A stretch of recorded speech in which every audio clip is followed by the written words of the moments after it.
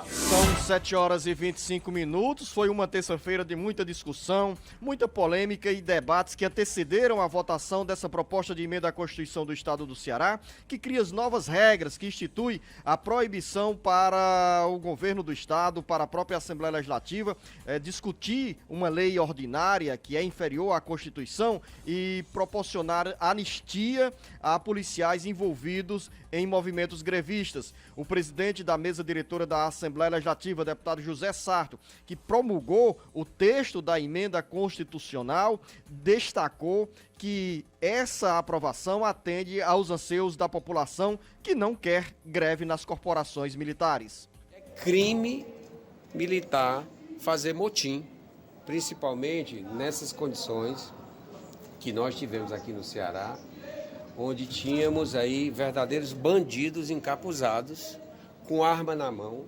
ameaçando ao comércio de cidades, ameaçando a integridade física das pessoas de um modo geral.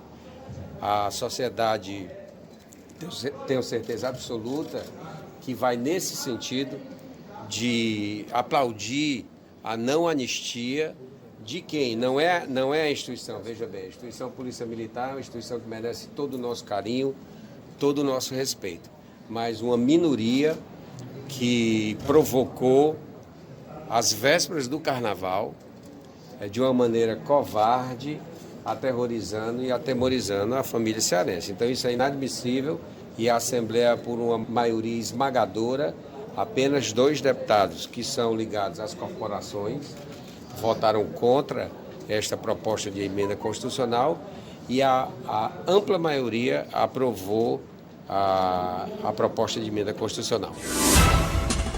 São 7 horas e 27 minutos. Jornalista Beto Almeida, para os nossos ouvintes internautas, um relato aí do que nós tivemos nessa terça-feira na Assembleia Legislativa e essas mudanças que têm reflexo direto na vida de milhares de policiais militares que ficam ainda mais com proibições para realizar qualquer tipo de manifestação de greve. Repetir, na minha interpretação, essa legislação aprovada nessa terça-feira não atinge os policiais que acabaram de sair desse movimento grevista.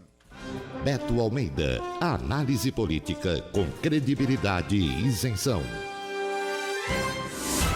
Não houve surpresa, Luzenor, logicamente, por 2 fatores. Primeiro, pela ampla base de apoio que o governador Camilo Santana tem na Assembleia Legislativa. Tanto foi assim, por exemplo, que o presidente da Assembleia, José Sarto, ele pegou o resultado do primeiro turno da votação em plenário e repetiu, em acordo com os deputados, a mesma votação para não perder tempo, porque se os deputados já haviam votado em primeiro turno a matéria e aprovaram, não haveria mudança de votos. Aí houve o acordo e nem precisou votar no segundo turno, ele só fez repetir o mesmo resultado da votação. E, naturalmente, o segundo aspecto que eu acho que é a questão da pressa, realmente, é porque ela tem um peso simbólico de tomar uma decisão imediatamente, inclusive para que esta questão fosse logo resolvida, como se prego batido, ponta virada, e foi isso que foi feito. E tanto é que o governo anunciou que já estaria indo publicar no Diário Oficial. Você está até olhando aí em busca, já está publicado no Diário Oficial,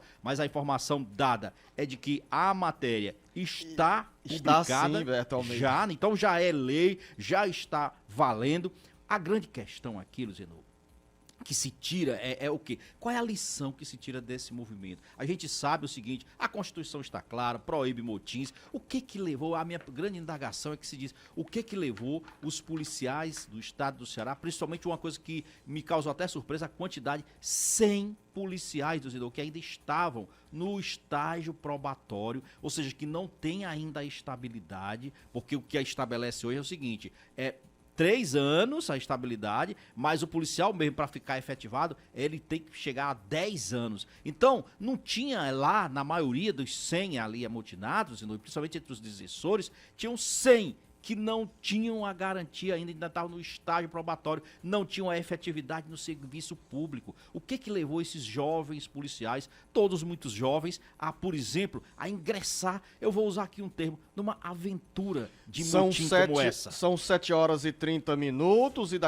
daqui a pouco a gente volta, jornalista Beto Almeida. Eu acabo de receber a edição do Diário Oficial do Estado do Ceará, edição desta terça-feira, que passa a circular no papel a partir das primeiras horas desta quarta-feira, e na internet o conteúdo já estava disponível na noite de ontem. Então está publicado o texto da emenda constitucional aprovada nessa terça-feira pela Assembleia Legislativa. Daqui a pouco a gente volta a falar sobre os desdobramentos do movimento na Polícia Militar e também, numa nova etapa de discussões, a mensagem que trata sobre a reestruturação dos policiais militares, que está na pauta da Assembleia Legislativa. O Ceará inteiro ligado através da informação. Alerta Geral.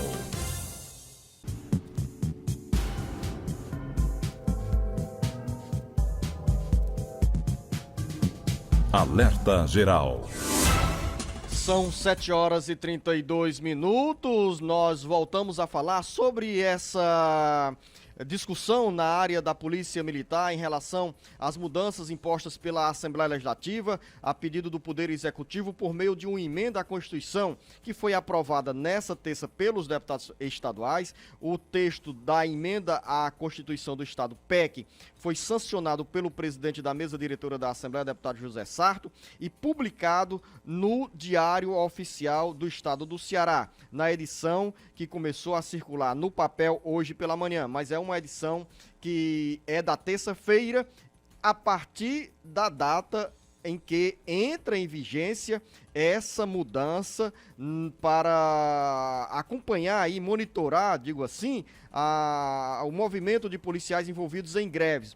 O texto da PEC, o principal texto, diz o seguinte: fica vedada a concessão administrativa ou legal de todo e qualquer tipo de anistia ou perdão por infração disciplinar cometidas por servidores militares envolvidos em movimentos ilegítimos ou antijurídicos de paralisação, motim, revolta ou outros crimes de natureza militar que atentem contra a autoridade ou a disciplina militar. Ou seja, Beto Almeida, por trás dos adjetivos, dos advérbios, da linguagem, do português, está, em resumo, os policiais que se envolverem em greve.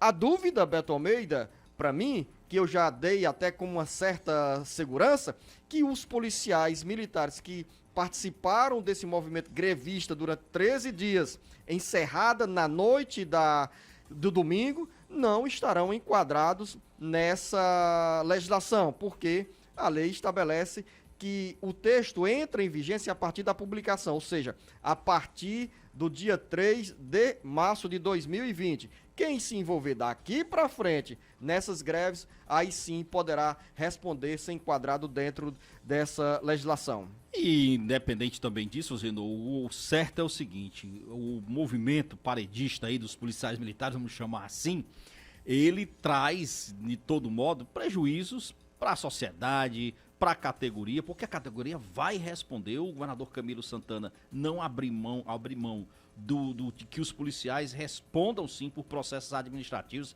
nos inquéritos militares que serão instaurados. Inclusive ontem, em primeiro momento, a informação de que 42 policiais militares tinham sido exonerados exatamente por deserção, ou seja, por não ter cumprido a ordem de se apresentarem nos seus regimentos para fazer exatamente a cobertura do carnaval. Esse é um procedimento que eu diria mais burocrático, porque a polícia divulgou uma nota dizendo, por exemplo, que está reincorporando novamente esses policiais para que eles aí sim possam responder na lei a esse procedimento deles. Agora, lembrando também o seguinte, eu diria para você, a gente viu aqui, logo passou aí a reação do Osmar Baquite, criticando, por exemplo, a ausência do deputado André Fernandes. Me chamou a atenção não só a ausência do André Fernandes, que pediu, inclusive, vistas. Eu acho que ele poderia ter tido, inclusive, um momento que eu diria de decência e de compromisso com o mandato dele, Luciano, porque eu não considero que foi essa questão de fujão, de gatinho,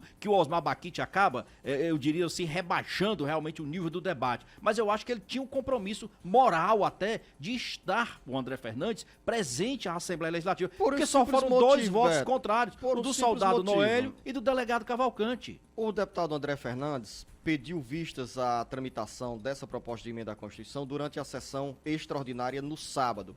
Ele não apareceu na reunião da Comissão de Constituição e Justiça marcada para segunda-feira, quando deveria devolver o texto dessa proposta de emenda à Constituição, e também não apareceu no plenário da Assembleia Legislativa para participar do debate e expor ideias dentro da Assembleia Legislativa, se conflitando aí com os colegas parlamentares de forma bem democrática. Então, o erro aí do deputado André Fernandes, que tem toda a liberdade para exercer como achar mais conveniente o mandato que o povo concedeu, ele foi, no mínimo, se omitiu, fugiu do debate, não sei por quais razões, e preferiu usar de forma unilateral ou isoladamente lá, quando eu falo isoladamente, ele apenas, para não encontrar contrapontos, apenas se postou nas redes sociais para vender o que ele considera mais importante sem enfrentar o contraponto. Agora, para usar a expressão do deputado Osmar Baquite,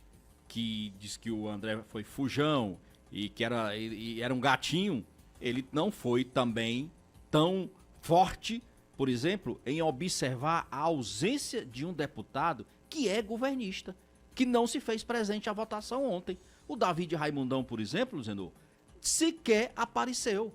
Tá lá. Se você olhar, ele não apareceu para votar essa matéria. E ele é um deputado governista. Não sei a justificativa que ele deu para não estar presente, mas também valeria a crítica aí. Aliás, David Raimundão, que cumpre um mandato como suplente de deputado e que pouco aparece e que tem uma expressividade, eu diria, próxima do nulo na Assembleia Legislativa.